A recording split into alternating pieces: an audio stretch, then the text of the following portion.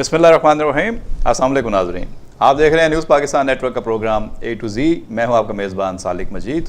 आज हम बात करेंगे शहजाद चुगताई साहब हमारे साथ मौजूद हैं, सीनियर सहाफ़ी तजिया निगार। और जो आज के मौज़ूआत हैं उनका अहाता करने के साथ साथ बताऊँ कि जो डेवलपमेंट्स हैं उसको ज़ेर बहस लाएँगे। दायरा के तुरबत में अफसोसनाक वाक़या हुआ है और मज़दूरों पर फायरिंग की गई है। गरीब मज़दूरों को वहाँ पर इसलिए कत्ल कर दिया गया कि वहाँ पर डेवलपमेंट का वर्क जो है उसमें वो शामिल थे, सड़कें बना रहे हैं। और जो लोग भी इस वक्त बलूचिस्तान में तामीराती काम में शामिल हैं उनको चुन चुन कर निशाना बनाया जा रहा है मुख्तलिफ़ शहरों में। ये पहला वाक़या नहीं है, कई वाक़यात हो चुके हैं और मकसद सामने नज़र आ रहा है कि पाकिस्तान में जो भी सी पैक के हवाले से काम हो रहा है या दुनिया की तो जो इस तरफ मरकूज़ है कि यहाँ पे तरक्याती काम हो रहा है, जिससे ख़ित्ते में खुशहाली आनी है, गेम चेंजर का नाम दिया जा रहा है, उसको टारगेट किया जाए और दुनिया को पैगाम दिया जाए कि यह खित्ता भी अदम इस्तेहकाम का शिकार रहा है या यहाँ पे हालात ख़राब हैं। तो उसको कैसे काउंटर किया जा रहा है, हुकूमत और इदारे इस सिलसिले में क्या कर रहे हैं, उस पर बात करेंगे। इसके साथ साथ कोयटा में 5 साल बाद इमरान खान गए हैं, सियासी जलसा किया है उन्होंने और उसमें काफ़ी धुआंधार खिताब हुए हैं। वही हुकूमत के ख़िलाफ़ उनकी इल्ज़ाम तराशियाँ हैं और जवाब में हुकूमत की तरफ से भी जवाबी इल्ज़ाम आए हैं। इसका भी सिलसिला जारी है क्योंकि सियासी जलसे जुलूस हो रहे हैं और ये लगता है कि अब इलेक्शन तक ये सिलसिला चलता रहेगा। पूरे मुल्क में ज़ाहिर है कि इस वक्त बिजली के तवील ब्रेक डाउन हो रहे हैं, लोड शेडिंग है, उस पर लोग सरापा एहतजाज भी हैं और इस इंतज़ार में है कि कब जो हुकूमती दावे हैं, वादे हैं, वो हकीकत का रूप धारेंगे और कब इस लोड शेडिंग से और गैर एलानिया लोड शेडिंग से जान छूटेगी। और ये बिजली का बहरान जो कराची और सिंध के दीगर शहरों में है तो ये कितना असली है, कितना मसनूई है, इस पर भी बात करेंगे कि असल में जनरेशन कितनी है, शॉर्टफॉल कितना है और किस तरीके से ये गैप जो है इसको कम किया जा सकता है और सही सूरत हाल आवाम को कोई बताएगा या नहीं बताएगा या सिर्फ इस पर पॉइंट स्कोरिंग होती रहेगी। इसी के साथ साथ जो सियासी मुख्तलिफ डेवलपमेंट्स हैं उस पर बात करेंगे। आसिफ जरदारी साहब बड़ी अहम मुलाकातें कर रहे हैं फाटा में और पेशावर में और इस्लामाबाद में। उनके क्या इस वक्त जो है वो पेशरफ्त है, क्या उनके तरजीहात हैं, उस पर बात करते हैं। और साथ साथ वज़ीर-ए-आज़म का दौरा चीन और उसके बाद अब किस तरीके से वो अपने सियासी चैलेंजेस का मुकाबला करने के लिए हिकमत अमली बना रहे हैं, इसका जायज़ा लेंगे। शहजाद चुगताई साहब, गुफ्तगू का आगाज़ करना चाहूँगा मैं आपसे। ये वाक़या हुआ कोयटा वाला, पहले तुरबत वाला, 3 बंदे वहाँ पे जो है वो फायरिंग करके मार दिए गए हैं। मज़दूर हैं, आम मज़दूरों का क्या इस कसूर है, क्यों उनको इस तरीके से चुन चुन का कत्ल किया जा रहा है और इनकी जो सिक्योरिटी है वो क्यों नहीं इन्हेंस हो रही? देखें, बहुत अफसोसनाक सूरत हाल बलूचिस्तान में पैदा हो गई है। एक वाक़या 3 दिन पहले हुआ था जिसमें 10 मज़दूर, जो पहली इतलात आई थी वो ये थी कि 10 मज़दूर उसमें हलाक कर दिए गए और उनको एक लाइन में खड़ा किया गया और उसके बाद उनको शूट कर दिया गया। ये 10 मज़दूरों में से 9 लाशें जो है सिंध के शहर नौशेरो फ़िरोज़ में गई और जिसमें 3 सगे भाई भी शामिल थे, बाकी रिश्तेदार शामिल थे। तो यानी कि इंसानी पॉइंट ऑफ व्यू से और ह्यूमैनिटेरियन ग्राउंड पे तो ये बहुत ही अफसोसनाक सूरत हाल है। अच्छा, सबसे अफसोसनाक सूरत हाल ये है कि अब ये जो हमारा महीना है मई, तो 1 मई अभी कुछ देर पहले हमने लेबर डे मनाया है और लेबर डे के कुछ दिन के बाद जो है ये इस किस्म के वाक़यात जो है वो रोनुमा होना शुरू हुए। और सबसे अफसोसनाक बात यह है कि जो दहशतगर्दी बलूचिस्तान में जा रही है, जो पाकिस्तान में जा रही है, उसका निशाना जो है गरीब तबका बन रहा है। और ये जो सियासत अमीरों की है, मतलब मैं इसको अमीरों की सियासत क्यों कहूँगा कि ये जो अशराफिया की सियासत है और ये मुल्कों की जो सियासत है और ये जो एजेंसियों की, गैर मुल्की एजेंसियों की जो सियासत है, तो उसका निशाना जो बैनुल-अक़वामी साजिश है उसका निशाना जो है गरीब और कुछ इसकी टाइमिंग क्या इंपॉर्टेंट इसमें क्या है कि ये वाक़यात अब हो रहे हैं अचानक। ये एक वक्त में आलमी अदालत इंसाफ में कुलभूषण का केस चलता है और दूसरी तरफ जो है वो पाकिस्तान के वज़ीर-ए-आज़म चीन का दौरा करते हैं और साथ ही बलूचिस्तान में जो वाक़यात शुरू हो जाते हैं, इनमें तेज़ी आ जाती है। देखें, इसका जो कनेक्शन है ना और इसका स्विच जो है वो तो एक ही जगह से, यानी कि स्विच जो ऑन हो रहा है वो एक ही जगह से हो रहा है। और इसका मैं समझता हूँ इसका ताल्लुक़ जो है एक तो ओबोर, 1 बेल्ट 1 रोड, ठीक है ना, वो जो प्रोजेक्ट है उससे है। और वो प्रोजेक्ट जो है, देखिए ओबोर का जो प्रोजेक्ट है वो कोई यानी कि आइसोलेटेड प्रोजेक्ट नहीं है कि पाकिस्तान में हो रहा है। ये यानी कि पूरी दुनिया पूरी बेल्ट में हो रहा है और इसमें 65 ममालिक आते हैं और इसमें 3 बर्र-ए-आज़म आते हैं, 65 ममालिक आते हैं, और कोई बंदर, हमारी जो बंदरगाह है गवादर की, सिर्फ उस पर ही चीन नहीं जा रहा है काम करने। श्रीलंका में भी बंदरगाह है, अफ्रीका में भी 1-2 बंदरगाह हैं, और वहाँ तो उन्होंने खासा, यानी कि वहाँ वो ऑपरेशनल हैं। हमारी तो अभी गवादर ऑपरेशनल भी नहीं हुई है। तो एक तो ये इशू है, दूसरा कलभूषण का इशू है। कलभूषण पे वो आलमी अदालत में गए, अब वो आलमी अदालत में जाके वो जो यानी कि प्ली जो लेंगे इंटरनेशनल फोरम पे, यानी कि अभी ये मामला तो बढ़ेंगे शायद, अगर पाकिस्तान को जाना चाहिए अक़वाम मुत्तहिदा में भी, लेकिन इंडिया अपना केस बना रहा है। केस इस तरीके से बना रहा है कि वो कहेंगे कि जी ये कलभूषण को पकड़ा गया है, और कलभूषण पे जो बुनियादी इल्ज़ाम है कि वो, ये कलभूषण कोई मामूली जासूस नहीं है, ये कोई ऐसे ही आम सा कोई ये स्पाई या ये आम सा कोई मामूली आदमी नहीं है। ये कलभूषण बलूचिस्तान और सिंध में जो रा का नेटवर्क है उसका इंचार्ज था और उसको चलाता था, और ये सर्विंग कमांडर है। और इस पर कोई एक, यानी कि एक आदमी, 10 आदमी और 100 आदमी और 1000 आदमियों की किलिंग का इल्ज़ाम नहीं है, बल्कि कई हज़ार लोगों की किलिंग का इल्ज़ाम है, जो कि कई सालों तक बलूचिस्तान में, कराची में और मुख्तलिफ कोयटा में, और वो बम धमाकों के ज़रिए, और वो बसें जो ईरान जाती थी उनको वो रोक के फायरिंग कर दिया करते थे। तो मतलब ये बहुत सीरियस मामला कलभूषण का है। कलभूषण के मामले पर जो इंटरनेशनल फोरम में ये केस बनाने जाएंगे कि साहब ये कलभूषण पे इल्ज़ाम लगाया कि सिंध में, बलूचिस्तान में, कराची में दहशतगर्दी कर रहा था, लेकिन कलभूषण तो देखें अब जेल में है, और मार्च 2016 से, हाँ, मार्च 2016 से कलभूषण तो जेल में है, और उसको फांसी भी हो गई है, और उसका फांसी की सज़ा हो गई, और उसका तो कोई नेटवर्क कहीं यानी कि स्टैंड नहीं करता। तो अब ये मस्तोंग में देख धमाका होता है, उसमें 20 आदमी मर जाते हैं। फिर ये कि गवादर में जो मज़दूरों को एक लाइन में खड़ा करके शूट कर दिया जाता है, और वो पहली इतला ये आती है कि 10 वहाँ पे मज़दूर मर गए, बाद में पता लगा कि 14 मर गए। अब आज जो है ये अफसोसनाक वाक़या हुआ है कि ये क्या कहते हैं, तुरबत में 3 मज़दूरों को मारा गया है। कल जो बलूचिस्तान के वज़ीर हैं हासिल बज़ीन, जो उन्होंने हैदराबाद में ये माफ़ी मांगी थी, उन्होंने हैदराबाद में कहा था कि ये बड़ा अफसोसनाक वाक़या है, और उन्होंने कहा था कि इस वाक़े से बलूचिस्तान के आवाम का कोई ताल्लुक़ नहीं है। और आज उनका बयान अखबार में छपा है, और आज फिर ये तुरबत में ये वाक़या हो गया। और एक रात पहले ही कराची में मंगो पीर के इलाके में जो है वो गैस पाइपलाइन को उड़ाया गया, और इतना उसमें जो है मवाद इस्तेमाल किया गया। तो ये कि आप ये देखें कि ये जो मतलब वो जो ओबोर है वो तो एक बहुत बड़ी बेल्ट है। ये जो बेल्ट है जो बलूचिस्तान से और कराची तक आती है, तो यहाँ एक नेट अभी, हाँ एक चीज़ मैं और बताऊँ कि अभी आज उन्होंने लियारी से 2 मुल्ज़मान को पकड़ा है, 2 आदमियों को पकड़ा है जो जिनका ताल्लुक़ कलभूषण के नेटवर्क से है। तो इसका मतलब ये है कि कलभूषण तो पकड़ा गया, ठीक है, लेकिन उसका नेटवर्क इस वक्त जो है काम कर रहा है। नेटवर्क तो उसने बिछा दिया था यहाँ पे, और वो काफ़ी हद तक उसमें ज़ाहिर है कि आगे बढ़ गया था, इसलिए उसकी गिरफ्तारी बहुत हमारे लिए इंतहाई अहम थी, और इंडिया के लिए ज़ाहिर है कि वो परेशान कुन थी जब भी वो भागा आलमी अदालत में गया कि किसी तरीके से उसको बचा सके। जो वाक़यात हो रहे हैं इस वक्त, तो इसका ये यानी कि इसका ये सबूत है कि ये कलभूषण का जो नेटवर्क है, और फिर ये कि जो आपने अभी कुछ अर्से पहले जो एतराफ़ात आए उसके उज़ैर बलोच के, और उज़ैर बलोच के बारे में ये कहा गया कि भाई ये कलभूषण के नेटवर्क से उज़ैर बलोच का ताल्लुक़ है। तो उज़ैर बलोच का जो नेटवर्क है वो भी खासा बड़ा और स्ट्रॉन्ग है।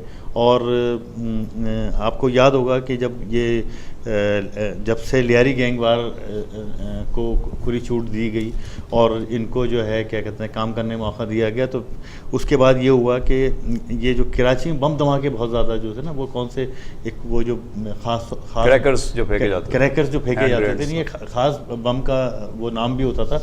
तो इस किस्म के वाक़यात जो है, यानी कराची में जो दहशतगर्दी के वाक़यात होते थे, या कराची में जो किलिंग होती थी, तो उसमें वो 9mm का एक रिवाल्वर यूज़ होता था। उससे पहले पुराने ज़माने में जब 9mm का ये रिवाल्वर नहीं आया था, तो वो क्लैशनकोफ यूज़ होती थी, और ये 3G जो गन थी वो यूज़ होती थी। तो अब जो है ये जो बम धमाकों का, और ये हर जगह वो जो बम इस्तेमाल होता है, और ये बमों के धमाके जो हुए, तो ये नेटवर्क जो है, ये जो कराची में नया कल्चर आया, और ये जो कराची में जो वाक़यात बढ़े, तो ये भी यानी कि इंडियन साजिश थी, और रा का एक नेटवर्क था।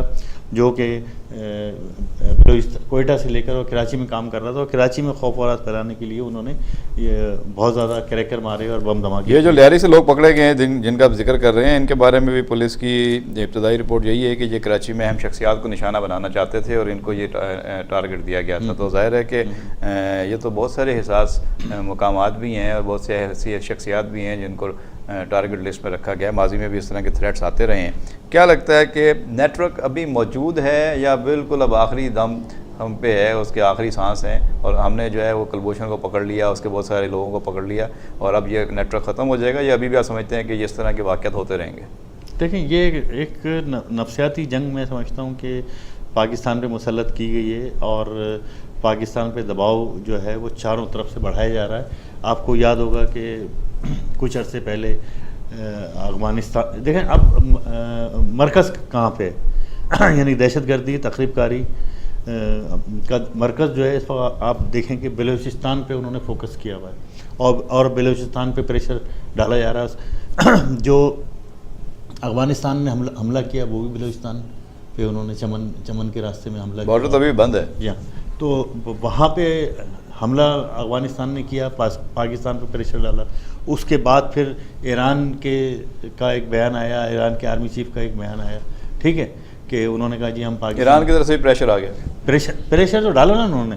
तो मतलब ये कि जो भी कुछ हो रहा है वो अच्छा, अब ये कि ये तो कोई एक बिल्कुल ओपन सीक्रेट है और एक खुली किताब वाली सूरत हाल हो गई है कि इसमें पाकिस्तान के ख़िलाफ़ जो भी यानी कि जो ममालिक हैं, जो यानी कि नेटवर्क, ये नहीं है कि राह का नेटवर्क है या वो खाद का नेटवर्क है या जो ईरानी इंटेलिजेंस का नेटवर्क है, ये नेटवर्क तो अब मुल्कों का नेटवर्क है। और अच्छा चलें, मुल्कों का नेटवर्क है, पाकिस्तान के खिलाफ साजिश है, गठजोड़ है, आलमी साजिश है, तो ये बताएं कि पाकिस्तान जिस जगह पे मौजूद है इसके 4 बड़े पड़ोसी हैं, तो चारों बड़ों पड़ोसियों के साथ हमारे ताल्लुकात कैसे हैं? क्या सारे पड़ोसी ख़राब हो गए हैं, हमारे ख़िलाफ़ हो गए हैं, हमारे दुश्मन बन गए हैं, या कुछ हमारे ही ऐसे इकदाम थे या कुछ ऐसी वजूहत थी जिनकी वजह से नाराज़गियाँ और तलखियाँ पैदा हुई हैं?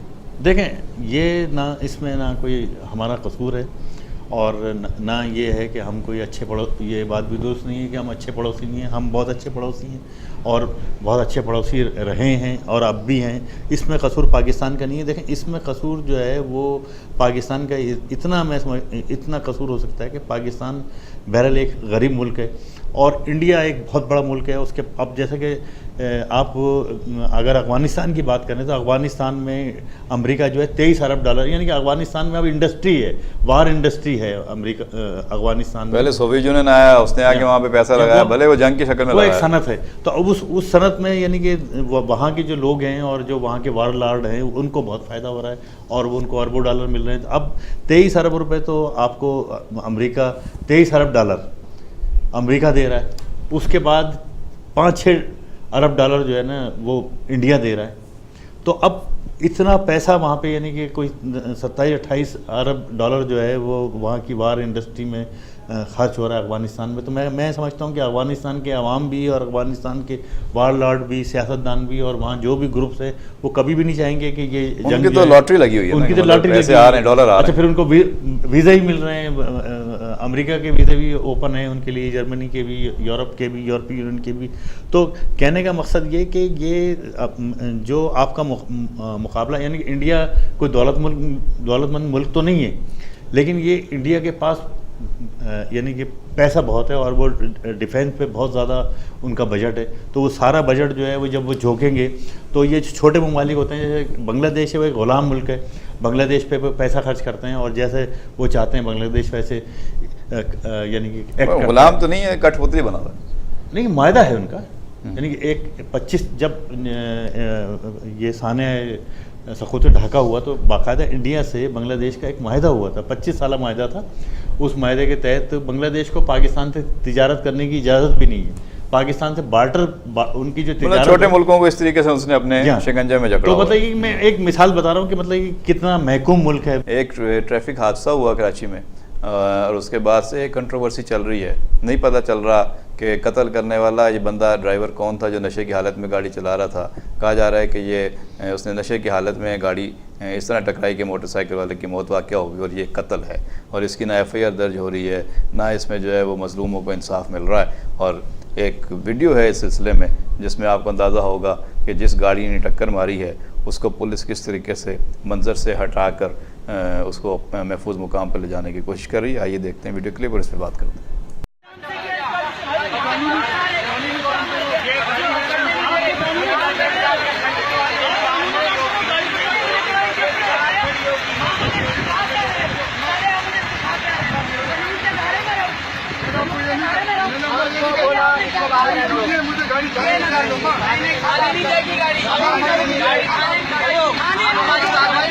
कार्रवाई नहीं कर रहे वो लोग, कोई नहीं सुन रहा हमारी। अंदर कुंडी लगाई है, अंदर नहीं जाने दे रहे। गाड़ी नहीं जाएगी, गाड़ी नहीं जाएगी, तो गाड़ी जाएगी अंदर। चलो सामने एक्सीडेंट हुई थी, गाड़ी खड़ी है, उसके साथ खड़ी करो। वो लोगों को बड़ा दुख है, वो हमारे साथ आके सलाम आदमी की गाड़ी होता तो लेके आते। आप लोग ट्रक में लाए तो नीचे पे बैठे।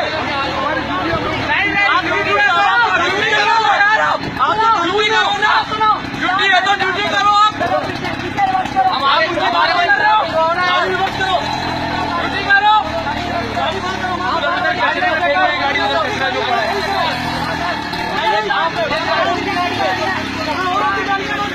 वहाँ खड़ी करो, मन्ना तोड़ दो।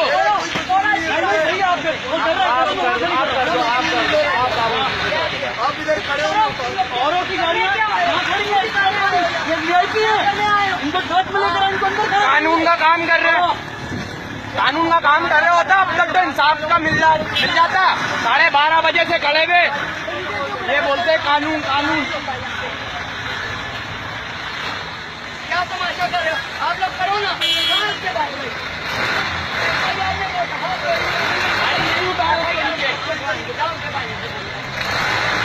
अंदर कौन बुलाओ तो ट्रक में आइए। अगर गरीब आदमी गाड़ी को भी इतना प्रोटोकॉल मिल रहा है कि गाड़ी अंदर खड़ी होगी, गाड़ी अंदर खड़ी होगी। औरों की हराम की गाड़ियाँ बाहर खड़ी हैं। हमें तो बंदों को अंदर नहीं भाई, उधर लेके चल, उधर गली में।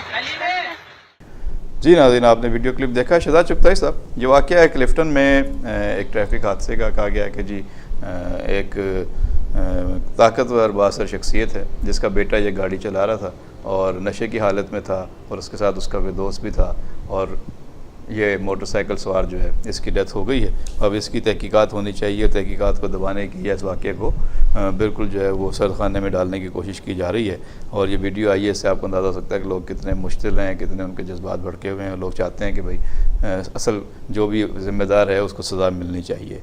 जो सोशल मीडिया पे रिपोर्ट्स और इस तरह की जो कमेंट्स हैं वो गर्दिश कर रही हैं, जिनमें कहा जा रहा है कि ये सब जो सूबाई असम्बली के स्पीकर हैं आगा सराज दुरानी, उनका बेटा गालबन गाड़ी चला रहा था और उनके साथ साबिक कोई अफसर हैं लोकल गवर्नमेंट के, सिकंदर पंवर साहब, उनका बेटा मौजूद था। बाद रिपोर्ट्स में यह है कि सिकंदर पंवर का बेटा गाड़ी चला रहा था और उसके साथ उसका दोस्त बैठा हुआ था। पुलिस ने बहरहाल एक आदमी को गिरफ़्तार किया जो सिकंदर पंवर का बेटा बताया जाता है। और मज़ीद तहकीकात की जा रही है, जबकि आगा सराज दुरानी जो स्पीकर हैं सिंध असम्बली के, उनका फौरी तौर पर मीडिया पे ये बयान आ गया था कि ख़ुद उनका और उनके बेटे का इस वाक़े से कोई ताल्लुक़ नहीं है और ना ही उनकी कोई काली जीप है, ना ही उनके बेटे के पास कोई काली जीप है। तो ये क्या वाक़या आपको लगता है कि आपके पास मालूमात है और किस तरीके से आप समझते हैं कि इसकी तहकीकात आगे बढ़नी चाहिए? देखें, पहली जो अभी आपने बताया है कि एफआईआर तो दर्ज हुई नहीं, लेकिन ये कि एक अवामी इंफॉर्मेशन मैं आपके साथ शेयर कर लेता हूँ। तो अवामी इंफॉर्मेशन ये थी कि जो पहली इतला आई थी वो ये आई थी कि ये सिकंदर पंवर साहब हैं, कोई लोकल गवर्नमेंट केएमसी में भी थे, मैं जानता हूँ उनको, तो उनके साहबजादे हैं। उनके साहबजादे ये पराडो गाड़ी थी और वो नशे की हालत में थे और नशे की हालत में वो बहुत तेज़ गाड़ी चला रहे थे और वो गाड़ी गालबन उनसे कंट्रोल नहीं हुई, उनके कंट्रोल से बाहर हो गई और उन्होंने फिर इस तरफ जो है क्या कहते हैं कोई गाड़ी जा रही थी कार, उसको हिट किया और फिर एक मोटरसाइकिल वाला जा रहा था, मोटरसाइकिल वाले को हिट किया तो मोटरसाइकिल वाला मर गया और वो गाड़ी डैमेज हुई और भी 2-3 मोटरसाइकिल सवार जो है उसमें ज़ख्मी हुए। उसके बाद जो लोग इसके अंदर थे उनके बारे में यही मतलब इतलात हैं कि वो नशे में थे, और जो ये ड्राइवर है जो भी है ड्राइवर, तो उस ड्राइवर के दोस्त थे वो सब जो है क्या कहते हैं उस वाक़े के बाद वहाँ से भागने में कामयाब हो गए। और फिर बाद में ये यानी कि अब जैसा कि आपने बताया ये इतलाई कि इसको आगा सिराज दुरानी के साहबजादी की गाड़ी थी, वो चला रहे थे, वो उन्होंने उसकी तरदीद कर दी। लेकिन ये है कि ये बहरहाल चाहे सिकंदर पवर साहब के साहबजादे थे या किसी और के साहबजादे थे, ये मतलब वायलेशन हुई और ये वो नशे में था और गलत गाड़ी चला रहा था और उसके नतीजे में ये हादसा हुआ। अच्छा, फिर जो मुश्तइल लोगों की जो आप बात कर रहे हैं ना, वो ये यानी कि उस पर यानी कि सोने पे सुहागा ये हुआ कि पुलिस फिर आई और पुलिस ने आके जो है वो यानी कि वो गाड़ी भी ले गए, अपनी गाड़ी रेस्क्यू करके वहाँ से ले गए। तो जब गाड़ी ले जाने लगे तो उस पर यानी पुलिस ने उनको तो हमने देख ली बजाय गिरफ्तार करने के उनको प्रोटेक्शन दिया, उनको वहाँ से कूल डाउन करने की कोशिश की। अच्छा, इसमें एक और भी चीज़ चल रही है सोशल मीडिया पे, जो भी मैं आपके साथ शेयर करता चलूँ। इसमें वो क्या कह रहे हैं कि गिरफ्तार होने वाले बंदे ने पुलिस को बताया कि ये गाड़ी आगा सिराज दुरानी के स्टाफ मेंबर जुल्फ़कार डहर की है और उनके पास है ये गाड़ी होती है और वहाँ से ये गाड़ी जो है वो ली गई थी। तो अब हो सकता है ये कोई कनेक्शन इनका हो। अच्छा, दूसरा मैं ये बताऊँ कि देखें असल मसला आपके मुल्क में इस वक्त क्या है कि अब इस वक्त 50 लाख गाड़ियाँ आपके शहर के अंदर हैं। अब 50 लाख गाड़ियाँ जो शहर में है, तो मैं समझता हूँ कि 50 लाख ड्राइवर गाड़ियाँ चला रहे हैं, उसमें से मैं समझता हूँ कि 2-3% लोगों के पास या 4% लोगों के पास बहुत कम लोगों के पास लाइसेंस है, लाइसेंस तो बने नहीं हुए हैं, बगैर लाइसेंस असल मसला तो ये है कि बगैर लाइसेंस के। और ये भी आज एक इतला ये है कि 14 लाख बच्चे जो है ना बगैर यानी कि बहुत कम उम्र है और 10-10, 12-12 साल के लड़के आपके उसमें वालिदैन का और उसमें माशरे का भी कसूर है कि क्यों गाड़ियां दे दी जाती हैं, छोटी कारें चला रहे हैं, मोटरसाइकिल। ये नहीं है कि मतलब अशराफिया के बच्चे या दौलतमंदों के बिगड़े बच्चे जो है वो टीन एज बच्चे और अंडर एज बच्चे गाड़ियां चला रहे हैं, बल्कि ये है कि ये मोटरसाइकिलें भी बहुत बड़ी लोगों के बच्चे भी और अंडर एज बच्चे मोटरसाइकिल चला रहे हैं और एक्सीडेंट कर रहे हैं। लेकिन इस वाक़े में बहरहाल अगर इंसानी जान गई है तो उससे ज़ाहिर है कि जिम्मेदारों का तयन होना चाहिए। अगर गफलत है, लापरवाही है, तो उसकी भी कानून में सज़ा है, और अगर जो है वो जानबूझ के किया गया तो उसकी भी सज़ा है। लेकिन वाक़े की आज़ादाना शफाफ अंदाज से गैर जानिबदाराना अंदाज से तहकीकात होनी चाहिए, ताकि जिनके घर में डेथ हुई है उनके लोगों को भी इत्मीनान हो कि उनके साथ इंसाफ हो रहा है और उन्हें पता हो कि वो रियासत में है तो उनका कोई वाली वारिस है। ऐसा नहीं है कि उनके लिए कानून कुछ हो रहा है और ताकतवरों के लिए कानून कुछ हो रहा है। अगरचे कि आम तासुर इस वक्त माशरे में यही पुख्ता होता जा रहा है कि यहाँ पे 2 किस्म के कवानीन हैं, जो ताकतवर के लिए अलग होते हैं और गरीब और कमज़ोर लोगों के लिए अलग होते हैं। इस तरह के वाक़यात में जो अरबाब इख्तियार हैं, सूबाई हुकूमत है, वज़ीर आला हैं, गवर्नर हैं और IG हैं, सब अपने आप को बड़ा कानून का पाबंद कहते हैं और कानून की पासदारी की बातें करते हैं और आवाम की भलाई और उनकी इंसाफ के फराहमी की बातें करते हैं। तो इन सबको इस सिलसिले में अपना किरदार अदा करना चाहिए, ज़िम्मेदारी महसूस करनी चाहिए। खुद आगा सिराज दुरानी स्पीकर हैं सिंध असम्बली के, अगर उनका नाम आ रहा है, उनके बेटे का नाम आ रहा है, उन्होंने कानून साजी करनी होती है, उन्होंने शहरियों के तहफ़्फ़ुज़ के लिए कानून बनाने होते हैं। तो उनको चाहिए कि इस मामले की वो खुद तहकीकात करवाएँ, पता चले कि उनका नाम और उनके बेटे का नाम क्यों लिया गया है सोशल मीडिया पर। क्या उनके किसी सियासी हरीफ ने ये चाल चली है, साजिश की है, या वाक़तन इसमें उनका स्टाफ या उनके घर की गाड़ी या उनके स्टाफ की गाड़ी जो है वो इन्वॉल्व थी? इसकी पूरी तहकीकात होनी चाहिए। अगर वो इन्वॉल्व हैं तो उनको, जो भी लोग इसमें इन्वॉल्व हैं, उनको सरेंडर कराना चाहिए कानून के सामने और फिर कानून और अदालतें फ़ैसला करें। और अगर उनके लोग मुलविस नहीं हैं और उनके ख़िलाफ़ कीचड़ उछाला जा रहा है या उनके खिलाफ साजिश की जा रही है, तो उस सूरत में भी उनको अपने आप को क्लियर कराना चाहिए और आवाम को पता चलना चाहिए कि ये असल वाक़या है क्या। और इस तरह के और भी बहुत सारे वाक़यात हो चुके हैं, ये पहला वाक़या नहीं है। इसमें जितने भी मज़लूम हैं, जितने भी मकतूल हैं, ज़ाहिर है कि उनके रिश्तेदार, उनके लायकीन इस इंतज़ार में होते हैं कि कोई उनकी दाद रसी करे। ये हमारी अदालतों का भी काम है। सो मोटो एक्शन हमारे मुल्क में लिए जाते हैं, बहुत सारे वाक़यात में लिए गए हैं, बहुत सारे वाक़यात में इंसाफ दिलाया गया है। इसलिए वो तमाम वाक़यात में जिन्होंने सो मोटिव लिया और इंसाफ दिलाया वो काबिल तहसीन हैं, काबिल दाद हैं। लेकिन इस तरह के बाकी वाक़यात में भी लोगों की यही तवक्कुआत हैं। बात आगे बढ़ाते हैं। पूरे मुल्क में लोड शेडिंग और गैर एलानिया लोड शेडिंग, हुकूमत कहती है कोई गैर एलानिया लोड शेडिंग नहीं हो रही, बिजली कंपनियां जो हैं वो कहती हैं कि हम तो गैर एलानिया लोड शेडिंग कर ही नहीं रहे, और ख़बरें चल रही हैं कि 30-30 घंटे से बिजली बाज़ इलाकों में नहीं है, कराची जैसे शहर में नहीं है, सिंध के बेशुमार गाँव देहातों में शहरों में नहीं है, वज़ीर आला चीख रहे हैं, असेंबली में शोर हो रहा है, कौमी असेंबली में, सेनेट में यही हाल है, बाकी सूबों का भी यही सूरत हाल है। तो असल बहरान इस वक्त है वाकई गर्मी बढ़ने की शिद्दत आने की वजह से है, या मसनूई तौर पे कोई चीज़ें पैदा की जाए? देखें, अगर कराची की आप बात करें तो मैं समझता हूँ कि ये मई का महीना है और इतना बुरा नहीं है, और इतनी ज़्यादा टेम्परेचर भी नहीं है, इतनी ज़्यादा गर्मी भी नहीं है, और ठंडी ठंडी हवाएं भी शाम को और रात को चलती रहती हैं। तो इस मौसम के लिहाज से तो ठीक है। गर्मी में ऐसा होता है कि वो इस्तेमाल बिजली का बढ़ जाता है, और आप देखें कि आपके शहर के अंदर अब ये हाल हो गया है कि जो थोड़े से ज़्यादा दौलतमंद एफुलेंट जो क्लास है उसके तो हर कमरे में यानी कि सेंट्रली एयर कंडीशन घर हैं, और हर कमरे में एसी है, और हर दफ्तर में एसी है, और स्प्लिट की डिमांड बहुत ज़्यादा बढ़ गई है।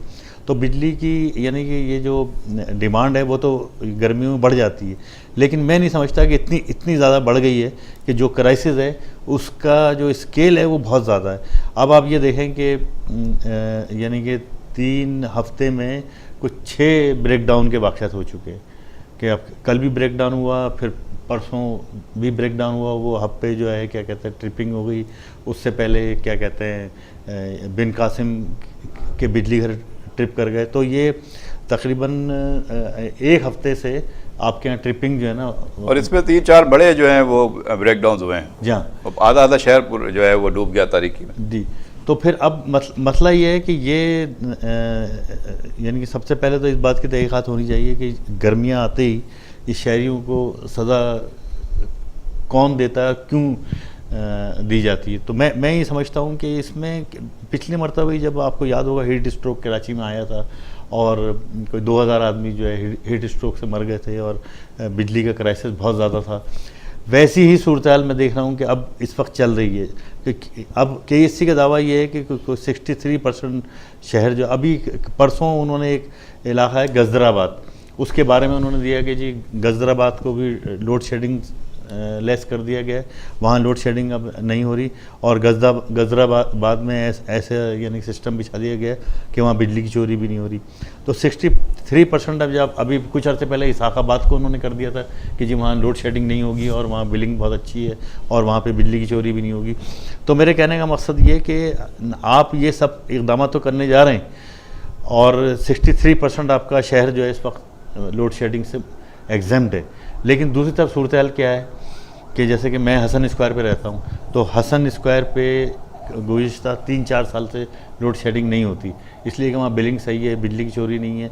लेकिन क्या है कि परसों रात पूरी रात वहाँ पे बिजली नहीं थी, और डेली जो है वो 3 घंटे 2 घंटे बिजली गायब रहती है। तो ये तो उन इलाकों का हाल है जहाँ पर यानी कि टोटल जो लोड शेडिंग फ्री होगा 100% वहाँ पे बिलिंग है, और 100% रिकवरी है, और वहाँ पर जो है कई घंटे बिजली जो है। अच्छा, ओवरऑल बताएं, क्या आपको लगता है कि 2008 में जो शॉर्टफॉल था 6-7 हज़ार मेगावाट का, आज भी 7 हज़ार मेगावाट का शॉर्टफॉल है, तो ये क्या ठीक है फिगर? उस दौर में भी इतनी ही हमारे पास जो है वो जनरेशन में और हमारी जो डिमांड थी उसमें फ़र्क था, और इतनी बिजली हम कहते हैं जिस सिस्टम में ऐड हुई है उसके बावजूद शॉर्टफॉल उतर रही है, तो क्या डिमांड ओवर द ईयर ज़्यादा तेज़ी के साथ बढ़ी है?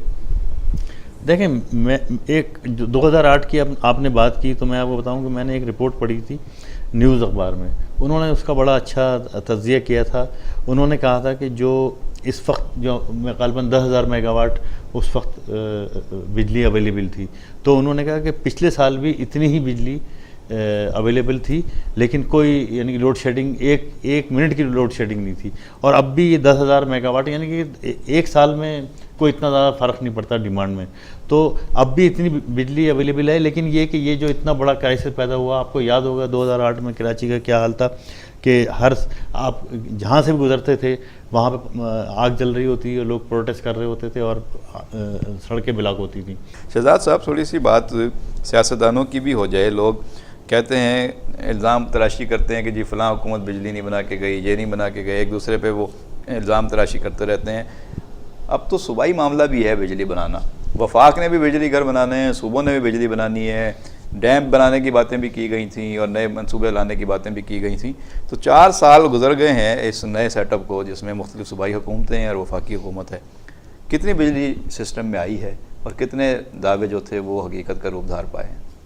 देखें, इसको अगर आप थोड़ा सा पीछे जाएं तो जो हमारी एक पॉलिटिकल गवर्नमेंट थी 93 से ग़ालिबन 97 तक चली, पीपल पार्टी की हुकूमत थी। उस बहरान जो है 2008 में शुरू नहीं हुआ। बहरान देखें, बहरान शुरू हुआ था 1994 में या 95 में, जब पीपल पार्टी की हुकूमत ने IPP से माहदे किए।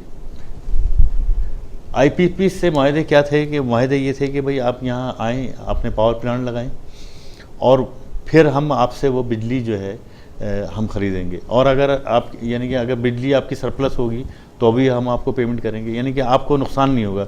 अगर आप 1000 मेगावाट बिजली बना रहे हैं तो हम 1000 मेगावाट का आपको पेमेंट करेंगे। उन IPPs की ज़रूरत क्यों पेश आई थी? कोई ज़रूरत नहीं थी। नहीं, वो कहते हैं उस ज़माने में नहीं, अगर डैम बन गए होते, कोई ज़रूरत ही नहीं थी, या कोई आपके पास सरप्लस बिजली होती मजीद तो ये ना बनाने पड़ते। नहीं, देखें, IPPs बांग्लादेश में भी आए, IPPs पाकिस्तान में भी आए। बांग्लादेश में यही IPP जो है 1 रुपये, उस ज़माने में 1 रुपये फी यूनिट दे रहे थे बिजली, और हमारे यहाँ उस ज़माने में 4-5 रुपये यूनिट ये थी, और ये बात हो रही थी भाई 15 रुपये यूनिट तक। और IPPs का मतलब आप लोगों को ये भी समझा दें कि क्या था, कि मतलब आप उस वक्त तक आप हाइडल बेस बिजली पे थे, यानी कि आप पानी से बिजली जो बनाते थे उसी से ज़रूरियात पूरी होती थी, जबकि IPPs जो है ये हाइडल बेस तो नहीं है, ये पानी से बिजली तो नहीं बना रहे, थर्मल से, ये तो थर्मल गैस से, थर्मल से। तो ये महंगा पड़ा। 2-3 चीज़ें हो गई। पहली चीज़ तो ये हो गई कि सबसे पहले तो आपको थर्मल पे जाना था और हाइडल पे जाना था, तो हाइडल पे आप गए नहीं। सबसे सस्ती बिजली तो हाइडल पे है ना, तो हाइडल पे आप गए नहीं आपने। अच्छा, फिर ये कि कालाबाग डैम का आपने कालाबाग डैम बनने नहीं दिया। अगर कालाबाग डैम बन जाता तो आपके यहाँ इशू ही नहीं होता। कालाबाग बनता या सब्ज बाग बनता, कोई भी बन जाता, अच्छा, तो उसका कोई मतलब लोगों को रिलीफ मिलता जी। तो फिर आपने कालाबाग डैम नहीं बनने दिया, तो और हाइडल पे आप नहीं गए। फिर उस दौरान ये हुआ कि जब आप थर्मल पे गए और आप जब इस पे गैस पे गए, तो नतीजा ये है कि आप इस वक्त जो है यानी कि फर्नेस पे तो बिजली जो है फिजिबिलिटी उसकी बनती ही नहीं है। यानी कि जैसे कि अब मिसाल लें नंदीपुर पावर प्रोजेक्ट की, तो वो उसकी 30 रुपये यूनिट उसकी प्रोडक्शन बन रही है। तो कहने का मकसद ये है कि अब पूरी दुनिया में इस वक्त जो है ना कोल पे है। कोल पे चले गए, तो अगर ये IPPs फिजिबल नहीं थे तो ये बाकी दुनिया में भी तो चल रहे थे, जब भी तो पाकिस्तान में भी एक्सपेरिमेंट हुए थे। नहीं, पाकिस्तान में एक्सपेरिमेंट IPPs का गलत था। जैसे अब कराची की मैं मिसाल देता हूँ। कराची में जो KESC देखें, KESC का एक पूरा प्लान समझते हैं वो कबल अज़ वक्त थे या उनकी ज़रूरत ही नहीं थी? नहीं, बिजली तो चाहिए थी आपको आने वाले सालों में। मसला ये कि उनको IPPs को इतनी ज़्यादा आगे बढ़ के आपको सिक्योरिटी देने की ज़रूरत नहीं थी कि भाई आपको हम टोटल जो है, अब देखें ना सर्कुलर डेट पे आपने बिजली का निज़ाम IPPs के हाथ में दे के ब्लैकमेलिंग शुरू हो गई, जिससे नतीजा 450 अरब रुपए के आपने दिए ना सर्कुलर डेट, जो जैसे हुकूमत आई थी दिए थे, इस गवर्नमेंट ने आते ही दिए। अच्छा, उस पर भी अब बहस चल रही है कि भाई वो गलत दिए और एक फ़ोटो स्टेट पे दे दिए, और उनकी जो वो सही नहीं थे, पेमेंट सही नहीं किया गया और उसमें किकबैक लिया गया, ये सब बातें चल रही हैं। लेकिन बहरहाल ये है कि वो पे हो गए, लेकिन वो पे होने से जो है आपका बिजली का बहरान हल नहीं हुआ, और अब फिर 300-400 अरब रुपये जो सूरत हाल है 2017 में, तो ये बताएं कि अगला साल इलेक्शन का है या बिजली आने का साल है? देखें, जो 2013 का जो इलेक्शन था ना, वो तो यानी कि बिजली पर ही लड़ा गया, और जो PMLN की जो गवर्नमेंट जीती तो वो इसी वादे पे जीती कि भाई वो तो मीनारे पाकिस्तान पे पंखे जल जल के आ गए ना। जी हाँ, लोड शेडिंग ख़त्म कर देंगे। तो ये कि अब आप आखिरी साल शुरू हो गया, यानी कि मैंडेटरी ओवर इस गवर्नमेंट के शुरू हो गए, और यानी आखिरी साल का भी 10-12 दिन गुजर गए। तो मेरे कहने का मकसद ये है कि बिजली तो आपके यहाँ लोड शेडिंग तो ख़त्म नहीं हुई, और अब भी आप खुद कह रहे हैं कि 7000 मेगावाट का शॉर्टफॉल है, जिसको गवर्नमेंट नहीं मानती। गवर्नमेंट नहीं, तो अब ये जो शॉर्टफॉल है, ये कोई मामूली शॉर्टफॉल तो नहीं है 7000 मेगावाट का। लेकिन दूसरी तरफ गवर्नमेंट ये क्लेम करती है ना कि जी अगर शॉर्टफॉल बढ़ रहा है, जैसे ये देखें कि हमारे यहाँ कारखाने चल पड़े हैं, हमारे यहाँ इकनॉमिक एक्टिविटी बढ़ गई है। माजी में ये सारे शहरों में लोग कारखानों में हाथ पे हाथ रख के बैठे होते थे, बिजली नहीं होती थी, बेरोजगारी फैल रही थी। अब आप ये देखें कि आपके मुल्क में कारखाने तो लग ही नहीं रहे। जो लगे हुए हैं वो चल जाएं, ये भी बड़ी बात है। कारखाने तो किसी कारखाने की फिजिबिलिटी आपके यहाँ है ही नहीं, इसलिए कि दुबई में अब भी 2.5-3 रुपए यूनिट बिजली है। बहुत सारे ज़्यादातर मुल्कों में, यानी कि चीन में जो है वो सनतों के लिए बिजली उन्होंने फ्री की हुई है। अच्छा, मैं आपको एक तवज्जो दिलाता हूँ, फिर उस पर आपके कमेंट भी ले लूँ। उस दिन निहाल हाशमी साहब आए हुए थे एक प्रोग्राम में, उन्होंने बात की, आप भी के इलेक्ट्रिक की बात कर रहे थे, तो उन्होंने इशारतन कहा कि जी आसिफ जरदारी किस कंपनी के जहाज़ों में घुमा करते हैं, आसिफ जरदारी के जहाज़ों का ख़र्चा कौन उठाता है, ये तो बताएं कि किस तरीके से जो है वो कंपनियां यहाँ पे चलाई जा रही हैं और उनका प्रॉफिट कहाँ जा रहा है। तो इशारा उनका जो है वो के इलेक्ट्रिक की तरफ से था। तो ये बताएं वैसे ही लोगों की समझने के लिए, आसिफ जरदारी साहब तो अब सदर भी नहीं है, वज़ीर-ए-आज़म भी नहीं है, इमरान खान साहब भी सदर वज़ीर-ए-आज़म नहीं है, तो ये प्राइवेट जहाज़ों में घूमते हैं, इनके खर्चात कौन उठाता है? देखें, वो प्राइवेट जहाज़ तो अनवर मजीद के भी हैं, अब प्राइवेट जहाज़ हमारे एक एंकर हैं मुबशिर लुकमान, उनका भी है, और वो जहांगीर तरीन के पास भी प्राइवेट जहाज़ है। तो पाकिस्तान में तो मतलब ऐसे बहुत लोग हैं। मलिक रियाज के पास भी प्राइवेट जहाज़ है। तो मतलब ये कि पाकिस्तान बहरहाल ये कि इस लिहाज से तो खुशहाल मुल्क है कि अशराफिया के पास तो बहुत दौलत है और प्राइवेट जहाज़ भी है और कोई मसला नहीं है। लेकिन ये कि अब जो आसिफ जरदारी साहब हैं वो ज़ाहिर है कि अब KSC के पास तो कोई जहाज़ है नहीं, पहली चीज़ ये। दूसरी चीज़ ये कि KSC तो अब बिक गई है।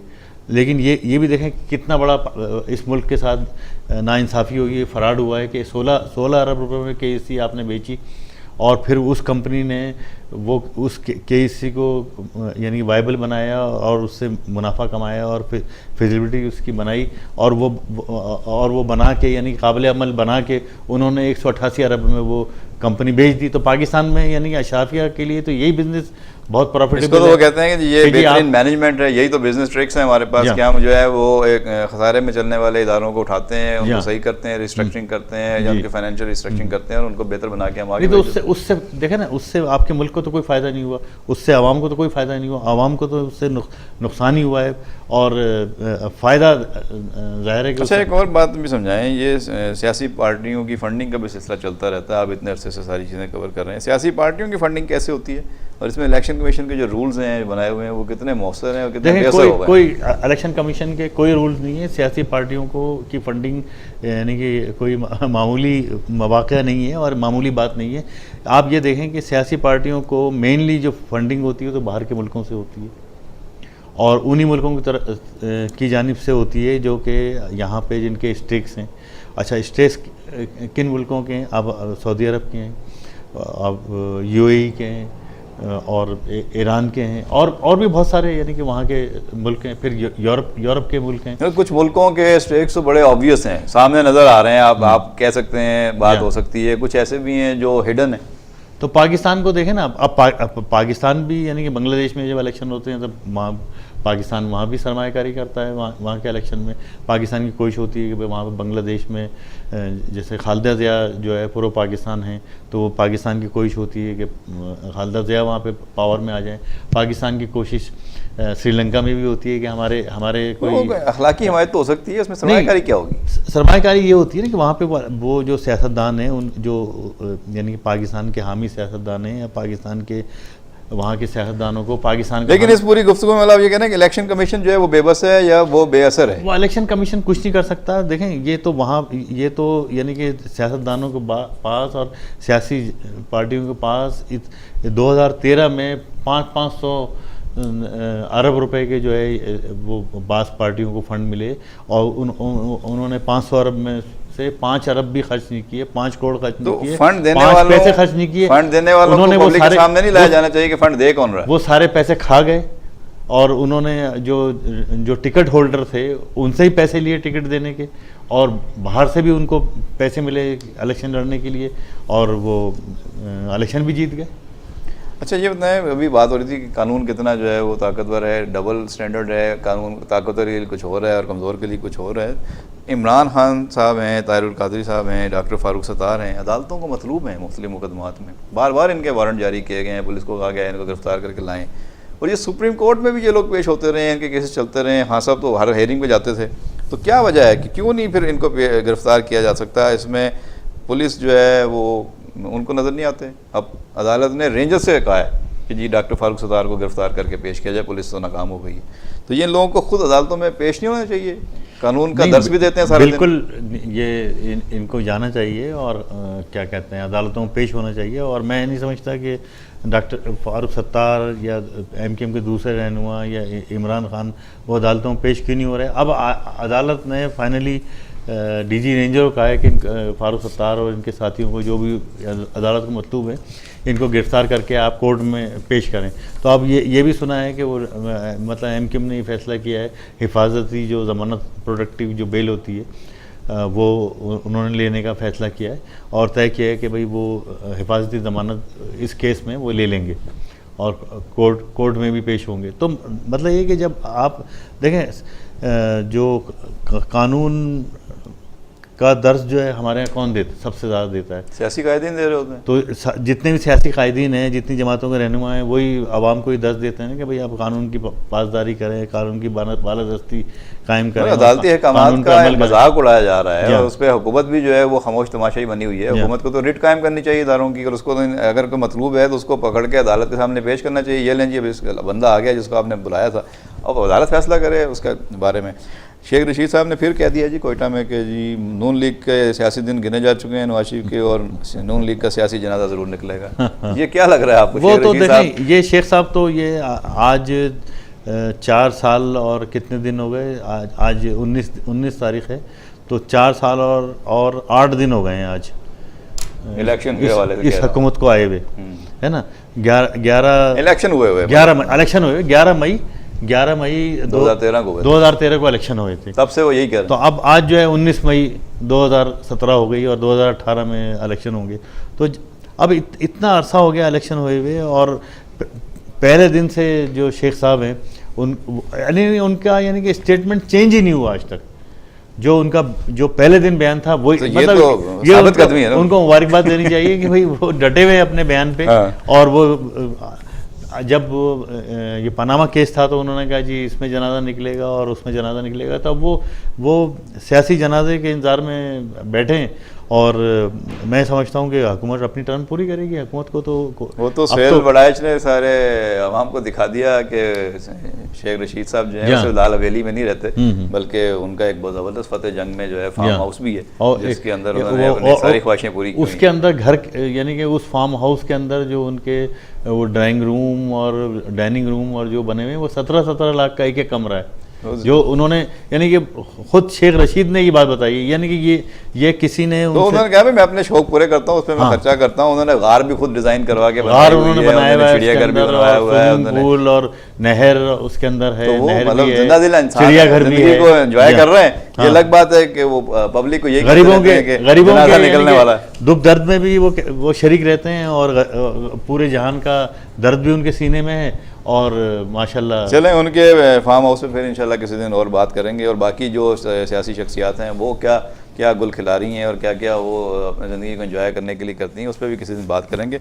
यहाँ आज के प्रोग्राम वक्त ख़त्म हो जाता है। उम्मीद है आपको आज की गुफ्तगू पसंद आई होगी। आइंदा प्रोग्राम तक अपने मेज़बान सालिक मजीद को प्रोग्राम A to Z की पूरी टीम के साथ इजाज़त दीजिए। अल्लाह निगहबान।